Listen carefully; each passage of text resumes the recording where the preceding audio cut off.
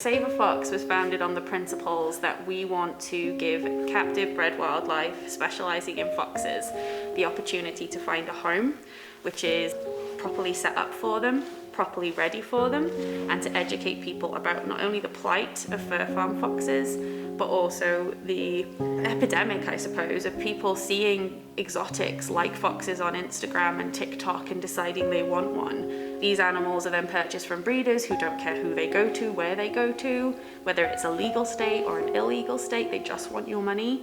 And then we're ultimately the ones that end up taking those foxes, or those foxes get euthanized. So we want to educate people about what it's really like to keep a fox, where you can actually keep a fox, where you can't, what you need, what diet they need. They're expensive. Their veterinary care is probably 1.5 times that of a domestic animal for basic procedures.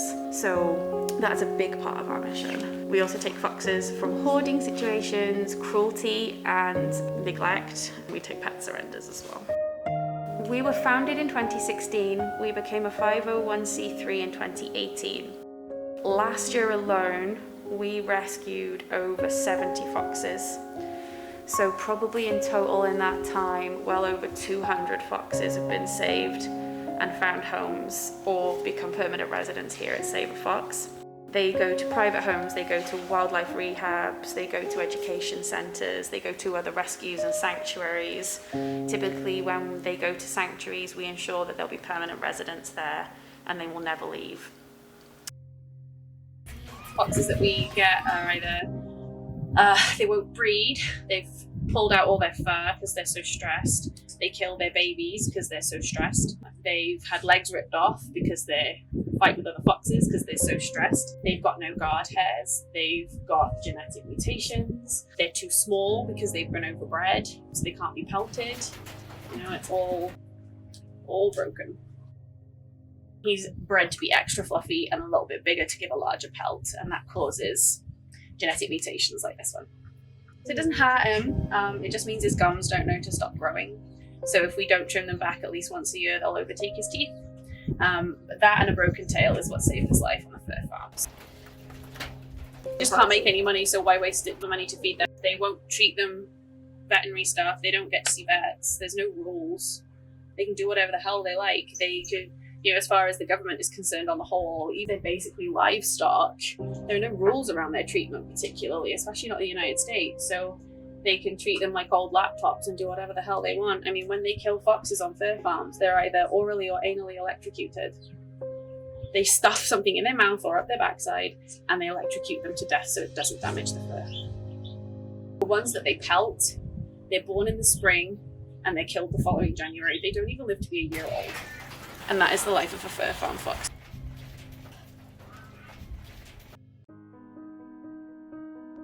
We try and bring them out of their shells here, and then we try and find them the best home we possibly can, where all being well, they'll stay forever. It's magic here. It is magic. There is just something about when you are here, whether it's visiting, whether it's, volunteering, whatever capacity, and you spend time around the foxes just to watch them play and know where they've come from, know what could have happened to them, and see how they are. I mean, the fur farm foxes, the first time they put their feet on the ground, some of these guys are 4 or 5 years old. They've lived in a cage that's too small for words, that they can just turn around in, that's totally wire. So they have nothing comforting, nothing where they can do their natural behaviors. So to watch them get their first toy, get their first treat, run for the first time, dig, jump, pounce, wrestle, it's just nothing in the world like it. There is nothing in the world like it. Building a bond with the foxes.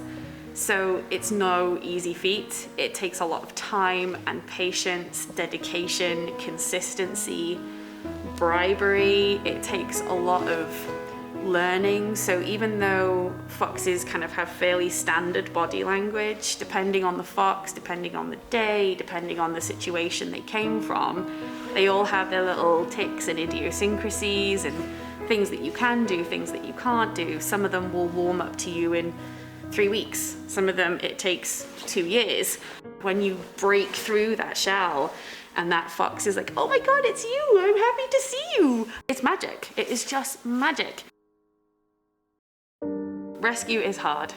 If anyone ever tells you it's sunshine and rainbows, they're lying. It is hard. It is the most fulfilling and sometimes soul-destroying thing you will ever do. Last year was particularly difficult for us. We lost Mouse in November.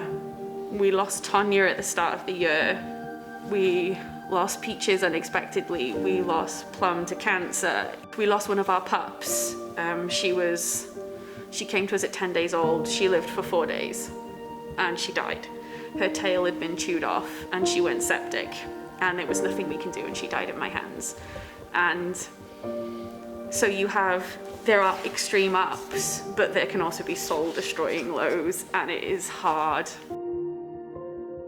98% of people, foxes are not for you. You must build your life around them. You can't change them to fit you, it's entirely the other way around. Please do your research. Please volunteer a rehabber or a rescue. Get hands-on experience. Understand if they really are right for you. Because what you see on Instagram, Facebook, TikTok, Twitter, YouTube is maybe 3% of what is actually caring for a fox. And then they end up here. And we only have so much space. And so do the other rescues that we work with. Our resources and our space is not unlimited. And we have to say no sometimes. And if these foxes are in illegal states and they're seized by the DNR, we maybe get to pull 1 in 50. The others end up dead because someone didn't do their research, because someone just wanted a pet.